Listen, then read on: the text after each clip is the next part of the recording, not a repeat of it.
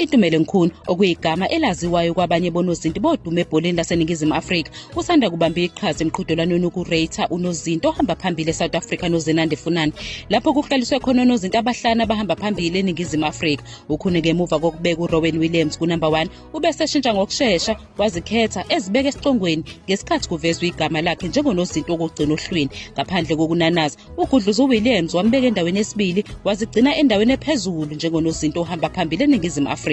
Isizathu sikaKhune sokuzibeka phezulu besicacile futhi sinamandla. Ugcizelela ukusebenza ngokuzikhandla kwakhe, inqwaba yezindondo nomthelela wakhe waphakade ebholeni laseNingizimu Afrika. Yize bekhona abanye onozinti abanohlonze, uKhune ukholwa ukuthi usayitholile indawo yakhe phezulu. Izinga lakhe lokugcina elihlanganisa namanye amagama agqamile livuse izingxoxo phakathi kwabalandeli, abanye bevumelana nesikhundla sakhe kanti abanye benza ezabi izimangalo, njengokubeka u-Andre Arendse endaweni yesibili.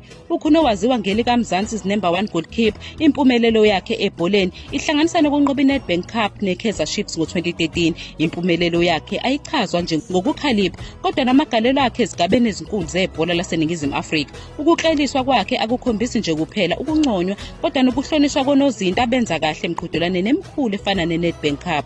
Njengamanje uKhune uyingxenye yomqhudelwano weNedbank Cup Goal versus Save, lapho konke ukusindiswa kuneqhaza kusathubeni lokuthola umklomelo.